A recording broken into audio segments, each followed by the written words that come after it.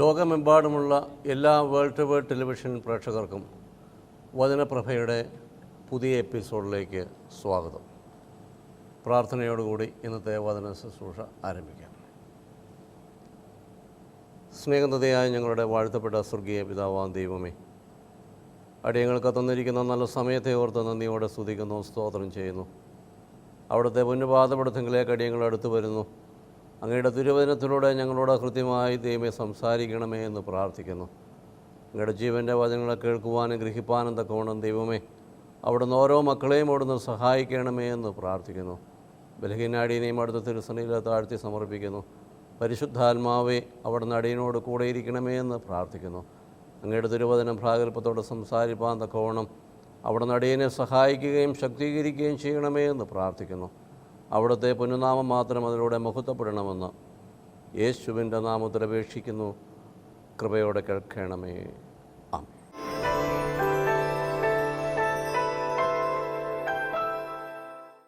അല്പസമയം നിങ്ങളോട് ചിന്തിക്കുവാൻ ആഗ്രഹിക്കുന്നത് വിശുദ്ധ യോഹന്നാൻ്റെ സുവിശേഷം 11-ാം അധ്യായത്തിൻ്റെ 43-ാം വാക്യം. Gospel saint John chapter 11 verse 43.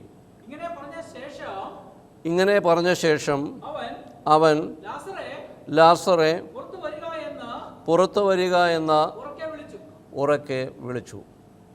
ത്രിയേക ദൈവത്തിൻ്റെ വലിയ തിരുനാമത്തിന് മഹത്വമുണ്ടായിരിക്കട്ടെ. കർത്താവിനാൽ അനുഗ്രഹിക്കപ്പെട്ട സഹോദരീ സഹോദരങ്ങളെ, നമുക്കെല്ലാവർക്കും സുപരിചിതമായ ഒരു വേദഭാഗമാണ് നമ്മുടെ കർത്താവ് ലാസറിനെ ഉയർപ്പിക്കുന്ന സംഭവം. കൺവെൻഷൻ യോഗങ്ങളിലും ദേവാലയങ്ങളിലും സൺഡേ സ്കൂളിലൊക്കെയും നാം വിശദമായി ഇതിനെക്കുറിച്ച് കേൾക്കുകയും പഠിക്കുകയും ചെയ്തിട്ടുള്ളവരാണ്. എന്നാൽ കർത്താവിൻ്റെ രക്ഷാകരമായ പ്രവൃത്തികളുമായി മനുഷ്യലോകത്തിൻ്റെ രക്ഷയ്ക്ക് വേണ്ടി കാൽവറിയിലെ യാഗമായി തീരുന്ന ആ കർത്താവിൻ്റെ ക്രൂശീകരണവുമായി വളരെയേറെ ബന്ധമുണ്ട് ലാസറിൻ്റെ ഉയർപ്പിന്. കർത്താവ് ഈ ഭൂമിയിൽ ജീവിച്ച് ലാസറിൻ്റെ ഉയർപ്പിന് ശേഷം കൃത്യമായി പറഞ്ഞാൽ ഒരാഴ്ച കഴിയുമ്പോൾ കർത്താവ് കാൽവറിയിലെ യാഗമായി തീരുകയാണ്. അവിടെ തൻ്റെ ശിഷ്യന്മാർ കർത്താവിൻ്റെ ക്രൂശീകരണത്തിന് ശേഷം 3 ദിവസം കഴിയുമ്പോൾ കർത്താവ് ഉയർത്തെഴുന്നേറ്റുവെന്ന് യെരുശലേം പട്ടണത്തിലും ചുറ്റുപാടുകളിലൊക്കെയും പറയുമ്പോൾ അവിടെയുള്ള ആളുകൾ അത് വിശ്വസിക്കുവാൻ തക്കവണ്ണം കാരണമായി തീരണമെങ്കിൽ അവരുടെ ഇടയിൽ അവർക്ക് സുപരിചിതനായ ലാസറിനെ ഉയർപ്പിക്കണം.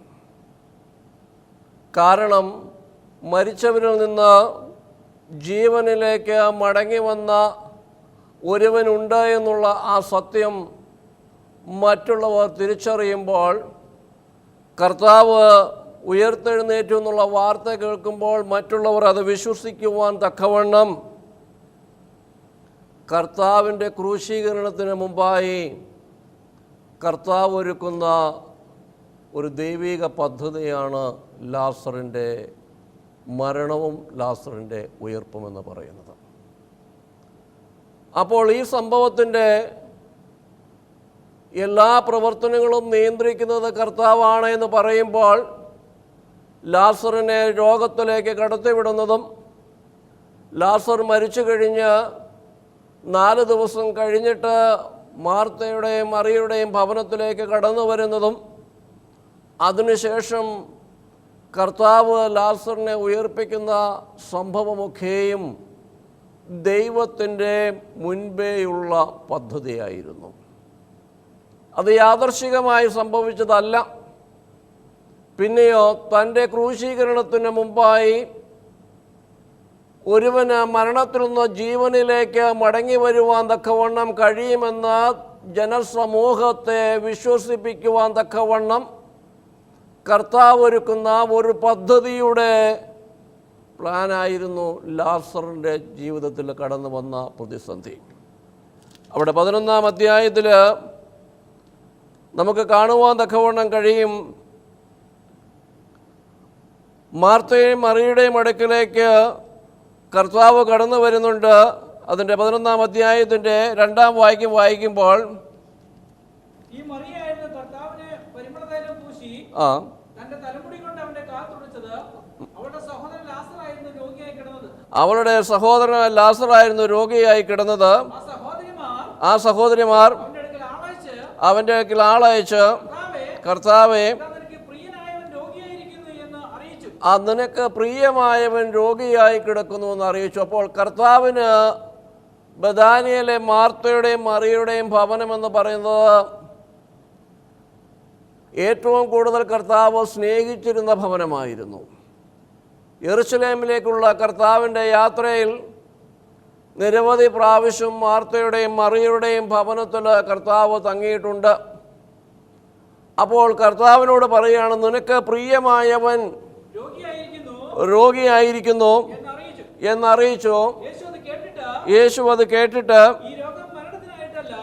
ഈ രോഗം മരണത്തിനായിട്ടല്ല, ദൈവത്തിന്റെ മഹത്വത്തിനും അതിലൂടെ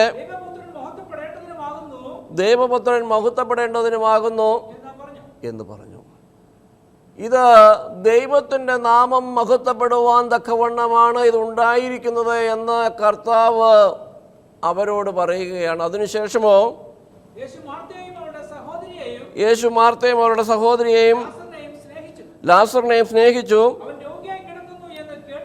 അവൻ രോഗിയായി കിടക്കുന്നു എന്ന് കേട്ടിട്ടും താനായിരുന്ന സ്ഥലത്ത് 2 ദിവസം കൂടി പാർത്തു.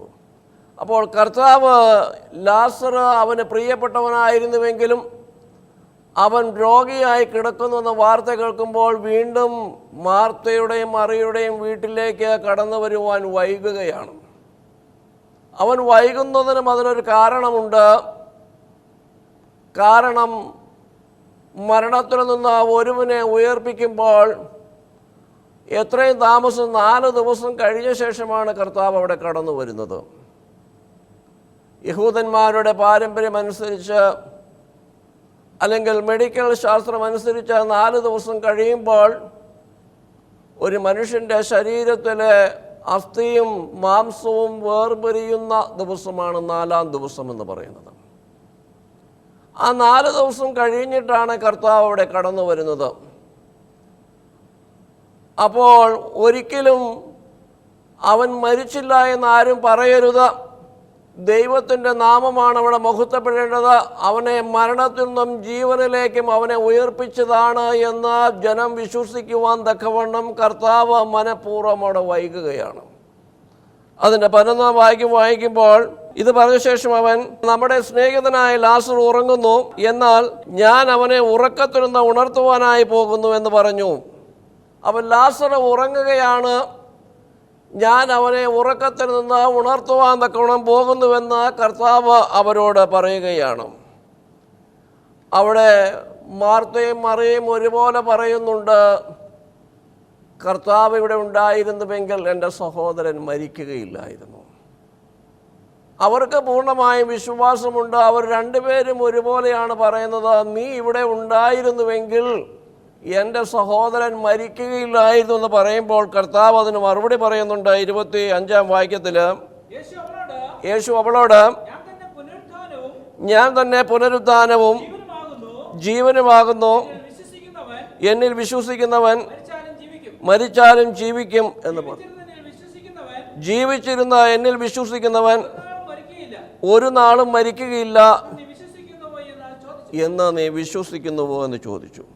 അപ്പോൾ യേശു അവളോട് പറയുകയാണ്, ഞാൻ തന്നെ പുനരുത്ഥാനവും ജീവനുമാകുന്നു, എന്നിൽ വിശ്വസിക്കുന്നവൻ മരിച്ചാലും ജീവിക്കും. ഞാനാണ് പുനരുത്ഥാനം എന്ന് പറയുന്നത്, ഞാനാണ് ജീവൻ എന്ന് പറയുന്നത്. ഞാൻ ഇവിടെ ഉണ്ടെങ്കിൽ അവന് പുനരുത്ഥാനം സംഭവിക്കും, അവനെ ജീവനിലേക്ക് മടക്കിക്കൊണ്ടുവരുവാൻ തക്കവണ്ണം എനിക്ക് കഴിയുമെന്ന് കർത്താവ് പറയുകയാണ്. അവിടെ അതിൻ്റെ 33-ാം വാക്യത്തിൽ അവൾ കരയുന്നതും അവളോടുകൂടെ വന്ന യഹൂദന്മാർ കരയുന്നതും യേശു ഉള്ളം നൊന്ത് കലങ്ങി. അപ്പോൾ കർത്താവിൻ്റെ പദ്ധതിയായിരുന്നു ഈ ലാസറിൻ്റെ ജീവിതത്തിൽ സംഭവിച്ച രോഗമെങ്കിൽ അല്പസമയം കഴിയുമ്പോൾ കർത്താവ് ലാസറിനെ ഉയർപ്പിക്കുമെന്ന് കർത്താവിന് നല്ലവണ്ണം അറിയാം. 10 നിമിഷം കഴിയുമ്പോൾ അവൻ മരണത്തിൽ നിന്ന് ജീവനിലേക്ക് മടങ്ങി വരികയാണ്. കർത്താവിൻ്റെ പദ്ധതി അനുസരിച്ചാണ് അത് നടങ്ങുന്നതെങ്കിൽ പിന്നെ എന്തിനാണ് കർത്താവ് അവിടെ കരഞ്ഞു എന്ന് പറയുന്നുണ്ട്. അതിൻ്റെ 35-ാം വാക്യത്തിൽ യേശു കരഞ്ഞു എന്ന് പറയുന്നുണ്ട്. മനുഷ്യൻ്റെ ബുദ്ധിയിൽ നോക്കുമ്പോൾ മുമ്പിൽ എന്താണ് സംഭവിക്കുന്നത് എന്ന് കർത്താവിനറിയാം. അല്പസമയം കഴിഞ്ഞാൽ ലാസർ ജീവനിലേക്ക് മടങ്ങി വരികയാണ്. അപ്പോൾ ഇത് കർത്താവിനറിയാമെങ്കിൽ എന്തിനാണ് കർത്താവ് അവിടെ കരഞ്ഞത്?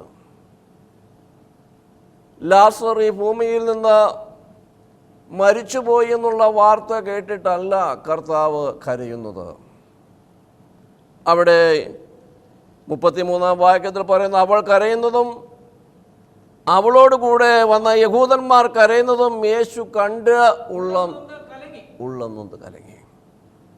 മാർത്തയുടെയും മറിയുടെയും അവിടെ കൂടെയിരുന്ന ബന്ധുമിത്രാദികളുടെയും സങ്കടം കണ്ടിട്ടാണ് കർത്താവ് കരയുന്നത്. എൻ്റെയും നിങ്ങളുടെയും ജീവിതത്തിൻ്റെ പ്രതിസന്ധികളിൽ ഞാനും നിങ്ങളും കരയുമ്പോൾ, ദുഃഖിക്കുമ്പോൾ നമ്മളോടൊപ്പം ദുഃഖിക്കുന്ന ഒരു കർത്താവാണ് നമ്മുടെ ദൈവം. അവൻ ഈ ഭൂമിയിൽ മനുഷ്യനായി ജീവിച്ചതാണ്. അവൻ പൂർണ്ണ ദൈവവുമായിരുന്നു, പൂർണ്ണ മനുഷ്യനുമായിരുന്നു പറയുമ്പോൾ മാർത്തയുടെയും മറിയുടെയും സങ്കടം കാണുമ്പോൾ കർത്താവ് അവരോടുകൂടെ കരയുകയാണ്. അവിടെ കർത്താവ് പറയുന്നുണ്ട് അതിന് 36-ാം വാക്യത്തിൽ 11:36 ആകയാൽ യഹൂദന്മാർ നോക്കൂ, ഇവൻ അവനെ എത്രയധികം സ്നേഹിച്ചിരുന്നു എന്ന് പറഞ്ഞു. കുരുടന്റെ കണ്ണു തുറന്ന ഇവന് മരണത്തിൽ നിന്ന് ഇവനെ രക്ഷിക്കുവാൻ കഴിഞ്ഞില്ലയോ എന്ന് പറഞ്ഞു. അവിടെ കൂടിയിരുന്ന ആളുകൾ പരിഹസിക്കുകയാണ്. ഇവൻ കുരുടൻ്റെ കണ്ണു തുറന്നവനാണ്, വലിയ അത്ഭുതങ്ങൾ പ്രവർത്തിച്ചവനാണ്, ഇവൻ ഏറ്റവും പ്രിയപ്പെട്ടവനായിരുന്നു ലാസർ. പക്ഷേ ഇവനെ രക്ഷിക്കുവാൻ തക്കവണ്ണം യേശുവിന് കഴിഞ്ഞില്ലയോ എന്ന് ചിലർ പറഞ്ഞ് പരിഹസിക്കുകയാണ്. അവിടെ യേശു പിന്നെയും ഉള്ളനൊന്ത് കല്ലറയ്ക്കലെത്തി. അതൊരു ഗുഹയായിരുന്നു. ഒരു കല്ല് അതിന്മേൽ വച്ചിരുന്നു. കല്ല് നീക്കുവനെന്ന് യേശു പറഞ്ഞു. മരിച്ചവന്റെ സഹോദരിയായ മാർത്ത കർത്താവെ നാറ്റം വച്ചു തുടങ്ങി, അവൻ മരിച്ചിട്ട് 4 ദിവസമായല്ലോ എന്ന് പറഞ്ഞു. കല്ല് നീക്കുവൻ എന്ന് കർത്താവ് പറയുകയാണ്. അവർ തന്നെ കല്ലറയ്ക്കൽ വച്ച കല്ലാണ്. അവരോട് തന്നെ കർത്താവ് അത് നീക്കുവാൻ പറയുകയാണ്. ഇത് കഴിഞ്ഞ് ഒരാഴ്ച കഴിയുമ്പോൾ കർത്താവിൻ്റെ കല്ലറയ്ക്കൽ കല്ലുണ്ട്. റോമൻ പട്ടാളക്കാർ കല്ല് വെച്ച് കർത്താവിൻ്റെ കല്ലറ അടയ്ക്കുന്നുണ്ട്. പക്ഷേ അവിടെ കല്ല് നീക്കുന്നത് ദൈവത്തിൻ്റെ ദൂതന്മാരാണ്. ഇവിടെ മാർത്തയോടും മറിയോടും അവർ പറയുകയാണ്, കല്ല് നീക്കുവിൻ. ദൈവത്തിൻ്റെ ജനമേ, എനിക്കും നിങ്ങളുടെയും ജീവിതത്തിൽ ഈ പ്രകാരമുള്ള ചില കല്ലുകളുണ്ട്. മരണത്തിൽ നിന്ന് ജീവനിലേക്ക് കടന്നു വരുവാൻ തക്കവണ്ണം, അന്ധകാരത്തിൽ നിന്ന് വെളിച്ചത്തിലേക്ക് നമുക്ക് മടങ്ങി വരുവാൻ തക്കവണ്ണം തടസ്സമായി നിൽക്കുന്ന കല്ലുകൾ ഞാനും നിങ്ങളും അത് മാറ്റണം. നമ്മുടെ ഓരോരുത്തരുടെയും ജീവിതത്തിലുള്ള കല്ലുകളെ മാറ്റുമ്പോഴാണ് സർവശക്തനായ ദൈവത്തിന് നമ്മുടെ ജീവിതത്തിലേക്ക് കടന്നു വന്ന് നമ്മെ കരം പിടിച്ച് അന്ധകാരത്തിൽ നിന്ന് വെളിച്ചത്തിലേക്കും മരണത്തിൽ നിന്ന് ജീവനിലേക്കും നമ്മളെ കൊണ്ടുപോകണമെങ്കിൽ അതിൻ്റെ മുമ്പിലുള്ള തടസ്സങ്ങളെ ഞാനും നിങ്ങൾ മാറ്റണം. അത് ഓരോരുത്തരുടെയും ജീവിതത്തിൽ വ്യത്യസ്തങ്ങളായിരിക്കുന്ന കല്ലുകളായിരിക്കും. ചിലർക്ക് സ്വാർത്ഥതയുടേതായ കല്ലുകളായിരിക്കാം, ചിലർക്ക് സമൂഹത്തിലുള്ള സ്ഥാനമാനത്തിൻ്റെതായ കല്ലുകളായിരിക്കാം ദൈവത്തിൻ്റെ അടുക്കിലേക്ക് അടുക്കുവാൻ കാരണമായി തീരുന്നത്. ദൈവിക ദൗത്യങ്ങൾ ഏറ്റെടുക്കുവാൻ തക്കവണ്ണം, പ്രവർത്തിക്കുവാൻ തക്കവണ്ണം തടസ്സമായി നിൽക്കുന്ന സമൂഹത്തിലെ സ്ഥാനമാനങ്ങൾ തടസ്സമായിട്ട് നിൽക്കുന്ന ആളുകളുണ്ട്. ചിലർക്ക് സമൂഹത്തിലെ മറ്റു വ്യക്തികളെ ഭയമാണ് ദൈവത്തിന് വേണ്ടി പ്രവർത്തിക്കുവാൻ. മറ്റുള്ളവർ എന്നെക്കുറിച്ച് എന്തോ ധരിക്കുമെന്ന് ചിന്തിച്ച് മാറി നിൽക്കുന്ന ആളുകളുണ്ട്. എൻ്റെയും നിങ്ങളുടെ ജീവിതത്തിലെ പ്രകാരമുള്ള കല്ലുകളാണ് എന്ന് ഞാനും നിങ്ങളും ഈ രാത്രി തിരിച്ചറിയണം. ആ കല്ലിനെ നീക്കിക്കഴിയുമ്പോഴാണ് ലാസറിനെ മരണത്തിൽ നിന്ന് ജീവനിലേക്ക് കർത്താവ് ഉയർപ്പിക്കുന്നത്. കല്ല് നീക്കുവാൻ കർത്താവിനോട് കഴിയും. കർത്താവ് ഒന്ന് കൽപ്പിച്ചാൽ മതി, ദൈവത്തിൻ്റെ ദൂതന്മാർ പോയി കല്ല് നീക്കും. പക്ഷേ കല്ല് വെച്ചവരോട് തന്നെ കർത്താവ് പറയാണ്, നിങ്ങളത് നീക്കണം. അത് നീക്കിക്കഴിയുമ്പോഴാണ് ദൈവത്തിൻ്റെ അത്ഭുതകരങ്ങൾ പ്രവർത്തിക്കുന്നത്. അവിടെ എന്താണ് കർത്താവ് വീണ്ടും പറയുന്നത്? ആ വിശ്വസിച്ചാൽ നീ ദൈവത്തിൻ്റെ മഹത്വം കാണുമെന്ന്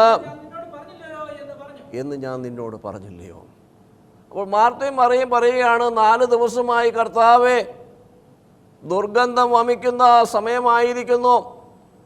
ശരീരത്തിൽ നിന്ന് മാംസവും അസ്ഥിയും വേർപെട്ട് നാറ്റം വച്ചിരിക്കുന്ന ഒരവസ്ഥയാണ്. അതുകൊണ്ട് കല്ല് മാറ്റുവാൻ കൽപ്പിക്കുമ്പോൾ അവർ അതിന് കാരണമായി പറയുകയാണ്.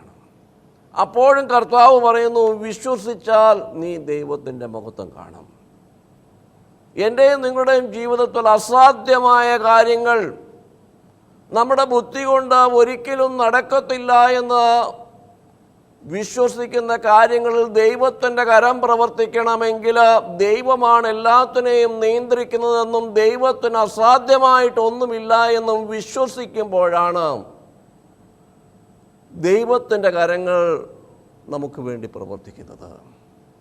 ഞാനും നിങ്ങളും പലപ്പോഴും നമ്മുടെ ബുദ്ധിയിൽ ചിന്തിക്കുന്നവരാണ്. നമ്മുടെ ബുദ്ധിയിൽ പ്രവർത്തിക്കുവാൻ സാധ്യതയുള്ള കാര്യങ്ങൾ തീഷ്ണതയോടുകൂടി ഞാനും നിങ്ങളും പ്രാർത്ഥിക്കുന്നവരാണ്. എന്നാൽ അസാധ്യമായ കാര്യങ്ങൾക്ക് വേണ്ടി വിശ്വാസത്തോടുകൂടി ദൈവസന്നിധിയിൽ പ്രാർത്ഥിക്കുവാൻ കഴിയണം. എങ്ങനെയെന്ന് നമുക്കറിവില്ല. പക്ഷെ ദൈവത്തിൻ്റെ കരങ്ങളിൽ അതിനൊക്കെയും ഒരു പരിഹാരമുണ്ട്. ഇസ്രായേൽ മക്കൾ ചെങ്കടലിൻ്റെ തീരെ എത്തുമ്പോൾ അവരെ സംബന്ധിച്ച് അവർക്ക് മരണം മാത്രമാണ് മുന്നിലുള്ളത്.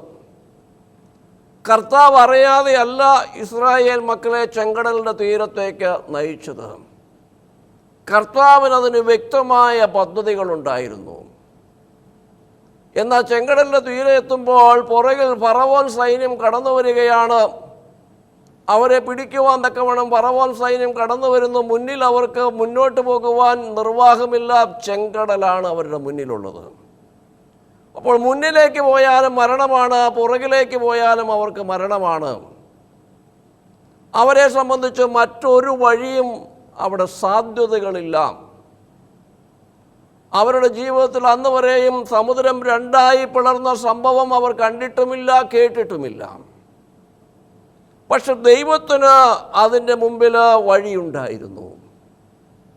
മനുഷ്യൻ്റെ ദൃഷ്ടിയിലും ബുദ്ധിയിലും അവിടെ യാതൊരുവിധ സാധ്യതകളുമില്ലായിരുന്നു. പക്ഷെ സർവശക്തനായ ദൈവം പറഞ്ഞു, ഒരു കിഴക്കൻ കാറ്റടിപ്പിച്ച് ചെങ്കടലിന് 2ആയി പിളർന്ന ഉണങ്ങിയ നിലത്തുകൂടി ഇസ്രായേൽ മക്കളെ ചെങ്കടലിലൂടെ നടത്തുകയാണ്. ഇവിടെ മരിച്ച് 4 ദിവസം നാറ്റം വെച്ച ലാസറിനെ ഉയർപ്പിക്കുവാൻ തക്കവണ്ണം കർത്താവ് വരുമ്പോൾ മാർത്തയും മറിയയും പറയുന്നു, 4 ദിവസമായി നാറ്റം വെച്ചു എന്ന് പറയുമ്പോൾ നീ വിശ്വസിച്ചാൽ നീ ദൈവത്തിൻ്റെ മഹത്വം കാണുമെന്നാണ് പറയുന്നത്. ദൈവത്തിൻ്റെ ജനമേ, ഞാനും നിങ്ങളും വിശ്വസിക്കുമ്പോഴാണ് ദൈവത്തിൻ്റെ മഹത്വം നമുക്ക് കാണുവാൻ തക്കവണ്ണം കഴിയുന്നത്. ജീവിതത്തിൻ്റെ ഏത് പ്രതിസന്ധിയായിരുന്നാലും നമ്മുടെ ബുദ്ധി കൊണ്ട് നമുക്ക് അതിനൊന്നും പരിഹാരമുണ്ടാവുകയില്ല. അത് രോഗമായിരുന്നാലും സാമ്പത്തിക ഞെരുക്കമായിരുന്നാലും നിന്ദയുടെയും പരിഹാസത്തിൻ്റെയും അവസ്ഥയിലൂടെ കടന്നു പോകുന്നതായിരുന്നാലും ലോകം അസാധ്യമെന്ന് വിധി എഴുതിയാലും സംശയിച്ചു പോകരുത്, ദൈവത്തിൽ വിശ്വസിക്കണം. ഹൃദയം കലങ്ങുന്ന ജീവിത അനുഭവങ്ങളുണ്ടാകും. അവിടെയും കർത്താവ് നമ്മെ പഠിപ്പിക്കുന്നുണ്ട്. ഹൃദയം കലങ്ങുമ്പോൾ കർത്താവ് പറയുന്നു, നിങ്ങൾ ഹൃദയം കലങ്ങുമ്പോൾ നിങ്ങൾ അവിശ്വസിച്ച് പോകരുത്, എന്നിൽ നിങ്ങൾ വിശ്വസിക്കണം. കർത്താവിൽ വിശ്വസിക്കുവാനാണ് അവിടെ പറയുന്നത്. ഹൃദയം കലങ്ങുന്ന അനുഭവങ്ങൾ ജീവിതത്തിൽ ഉണ്ടാകാം, ഉണ്ടാകത്തില്ല എന്ന് കർത്താവ് ഒരിക്കലും പറയുന്നില്ല. പക്ഷേ അങ്ങനെ ഉണ്ടാകുമ്പോഴും നിങ്ങൾ എന്തു ചെയ്യണം? എന്നിൽ വിശ്വസിക്കണം. ദൈവത്തിൽ നിങ്ങൾ വിശ്വസിക്കുക, എന്നിലും വിശ്വസിക്കുക. ദൈവമാണ് എന്നെ ഈ ഭൂമിയിലേക്ക് അയച്ചിരിക്കുന്നതും നാം ദൈവത്തിൻ്റെ പുത്രനാണെന്നും നിങ്ങൾ വിശ്വസിക്കണം. എനിക്ക് അസാധ്യമായിട്ടൊന്നുമില്ല. ഞാനാണ് ഈ ഭൂമിയെ മുഴുവൻ നിർമ്മിക്കുകയും നിയന്ത്രിക്കുകയും ചെയ്യുന്ന സർവശക്തനായ ദൈവമാണ് ഞാൻ. ഇന്ന് അനേകർ ദൈവസന്നിധിയിൽ കടന്നു വന്ന് പ്രാർത്ഥിക്കുകയും കരങ്ങൾ മലർത്തി ദൈവസന്നിധിയിൽ നിലവിളിക്കുകയും ചെയ്യുമ്പോൾ നമുക്ക് ചില പ്രതീക്ഷകളും ചില ധാരണകളുമുണ്ട്. അതിനനുസരിച്ച് ദൈവം പ്രവർത്തിക്കുമ്പോൾ നമുക്ക് പ്രാർത്ഥിക്കുവാൻ വലിയ ഉത്സാഹമാണ്. ഡോക്ടർമാർ വിധി എഴുതുന്നു, ഇനി മരണം മാത്രമേ ഉണ്ടാവുകയുള്ളൂ, രക്ഷപ്പെടുവാൻ ഒരു സാധ്യതയുമില്ല എന്ന് പറയുമ്പോഴും എൻ്റെ ദൈവത്തിന് അസാധ്യമായിട്ട് ഒന്നുമില്ല എന്ന് വിശ്വസിച്ചുകൊണ്ട് പ്രാർത്ഥിപ്പാൻ കഴിയണം.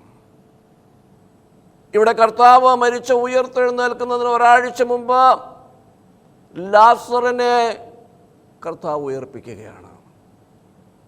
ഒരാഴ്ച കഴിയുമ്പോൾ കർത്താവിൻ്റെ ക്രൂശീകരണമാണ്. കർത്താവിന് വ്യക്തമായിട്ടും അറിയാം പെസഹ പെരുന്നാൾ അടുത്തു വരുന്ന പെസഹ പെരുന്നാളിനോടനുബന്ധിച്ച് കർത്താവ് കാൽവറിയിൽ യാഗമായി തീരുകയാണ് എന്നുള്ള കർത്താവിന് വ്യക്തമായ പദ്ധതിയുമായിട്ടാണ് കർത്താവ് മുന്നോട്ട് പോകുന്നത്. 3 ദിവസം കഴിയുമ്പോൾ കർത്താവിൻ്റെ ഉയർത്തെഴുന്നേൽപ്പുണ്ട്. അവിടെ ഇസ്രായേൽ മക്കൾ, യെരൂശലേമിലുള്ള നിവാസികൾ അത് വിശ്വസിക്കണമെങ്കിൽ അവർക്ക് ഏറ്റവും സുപരിചിതനായ ഒരു വ്യക്തി,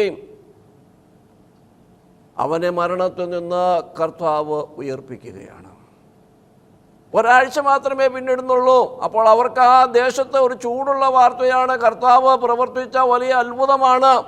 അതിൻ്റെ 50-ാം വാക്യത്തിൽ പറയുന്നുണ്ട്, ഒരു ജനത മുഴുവൻ നശിച്ചു പോകുന്നതിനേക്കാൾ നല്ലത് ഒരു മനുഷ്യൻ ജനങ്ങൾക്ക് വേണ്ടി മരിക്കുന്നതാണെന്ന് നിങ്ങൾ മനസ്സിലാക്കുന്നില്ല എന്ന് പറഞ്ഞു. അവനിത് സ്വയം പറഞ്ഞതല്ല, താൻ ആ വർഷത്തെ മഹാപുരോഹിതനാകിയാൽ ജനതയ്ക്ക് വേണ്ടി യേശു മരിക്കുവാനിരിക്കുന്നെന്ന് പ്രവചിച്ചതാകുന്നു. അപ്പോൾ കർത്താവിൻ്റെ മരണത്തെക്കുറിച്ച് അവിടെ മഹാപുരോഹിതൻ പ്രവചിക്കുകയാണ്.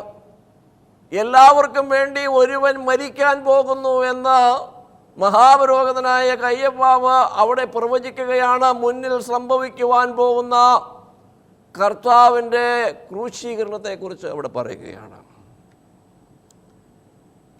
അവിടെ കർത്താവ് കല്ലറയ്ക്കൽ വന്ന് ലാസറിനോട് പറയുകയാണ്, ഇങ്ങനെ പറഞ്ഞു, ലാസറെ പുറത്തു വരിക. ദൈവത്തിൻ്റെ ജനമേ, ഈ രാത്രി ഞാനും നിങ്ങളും പുറത്തു വരണം. എൻ്റെയും നിങ്ങളുടെയും ജീവിതത്തിൻ്റെ പ്രതിസന്ധികളിൽ നിന്ന് ഞാനും നിങ്ങളും പുറത്തു വരണം. ദൈവത്തിന് അസാധ്യമായിട്ടൊന്നുമില്ല. നമ്മുടെ ജീവിതത്തിൻ്റെ മുന്നിലുള്ള കല്ലുകളെ നീക്കിക്കൊണ്ട് കർത്താവിൻ്റെ ശബ്ദം കേട്ടുകൊണ്ട് ഈ രാത്രി ഞാനും നിങ്ങളും പുറത്തു വരണം. നമ്മളായിരിക്കുന്ന പ്രതിസന്ധിയിൽ നിന്ന്, പ്രതികൂലങ്ങളിൽ നിന്ന്, നിരാശയുടെ താഴ്വരയിൽ നിന്ന് ദൈവം എന്നെയും നിങ്ങളെയും ഈ രാത്രി വിളിക്കുകയാണ്. നീ പുറത്തു വരിക, ഞാൻ നിന്റെ സർവശക്തനായ ദൈവമാണ്. ലാസറേ, നീ പുറത്തു വരിക എന്നവൻ ഉറക്കെ വിളിച്ചപ്പോൾ മരിച്ച 4 ദിവസം നാറ്റം വെച്ച ലാസറിന് ജീവൻ വരികയാണ്. മരിച്ചവൻ പുറത്തു വന്നു. അവന്റെ കൈകാലുകൾ ശീല കൊണ്ട് കെട്ടിയിരുന്നു, റൂമാൽ കൊണ്ട് മൂടിയിരുന്നു. അവന്റെ കെട്ടഴിക്കുവൻ, അവൻ പോകട്ടെ എന്ന് യേശു പറഞ്ഞു. ദൈവത്തിന് ജനമേ, ഈ രാത്രി ഞാനും നിങ്ങളും പുറത്തു വരണം. നിങ്ങൾ നിരാശയുടെ താഴ്വരയിലൂടെയാണോ ഈ രാത്രി ദൈവവചനം കേൾക്കുന്നത്? ദൈവം എന്നെയും നിങ്ങളെയും വിളിക്കുകയാണ്. ലാസറേ, നീ പുറത്തു വരിക എന്ന് പറയുമ്പോൾ ലാസറിന്റെ സ്ഥാനത്ത് എൻ്റെയും നിങ്ങളുടെയും പേര് നിങ്ങൾ ചേർക്കുക. ദൈവം നിങ്ങളെ പേര് ചൊല്ലി വിളിക്കുകയാണ്. നിങ്ങൾ കടന്നു പോകുന്ന പ്രതിസന്ധിയിൽ നിന്നും, രോഗത്തിൻ്റെ താഴ്വരയിൽ നിന്നും, നിരാശയുടെ താഴ്വരയിൽ നിന്നും പുറത്തു വരുവാൻ തക്കവണ്ണം ദൈവം വിളിക്കുകയാണ്. ദൈവത്തിൻ്റെ അത്ഭുത കരങ്ങൾ നിങ്ങളുടെ നേരെ നീട്ടുകയാണ്. ആ വിളി കേട്ടുകൊണ്ട് ഈ രാത്രി ദൈവസന്നദ്ധയിൽ നാം സമർപ്പിക്കുമെങ്കിൽ ദൈവം നിങ്ങളെ അനുഗ്രഹിക്കും. ദൈവത്തിൻ്റെ അത്ഭുതകരങ്ങൾ നിരാശയിൽ നിന്ന് പുറത്തു വരുവാൻ തക്കവണ്ണം, നിങ്ങളായിരിക്കുന്ന പ്രതിസന്ധിയിൽ നിന്ന് പുറത്തു വരുവാൻ തക്കവണ്ണം ലാസറിനെ ഉയർപ്പിച്ച ദൈവത്തിൻ്റെ അത്ഭുതകരങ്ങൾ ഈ രാത്രി എന്നെയും നിങ്ങളെയും സഹായിക്കട്ടെ എന്ന് പ്രാർത്ഥിച്ചുകൊണ്ട് ദൈവസന്നിധിയിൽ ഞാൻ വാക്കുകൾ ചുരുക്കുന്നു. നമുക്കൊരു നിമിഷം പ്രാർത്ഥിക്കാം. സ്നേഹതയായ ഞങ്ങളുടെ വാഴ്ത്തപ്പെട്ട സ്വർഗീയ പിതാവാം ദൈവമേ,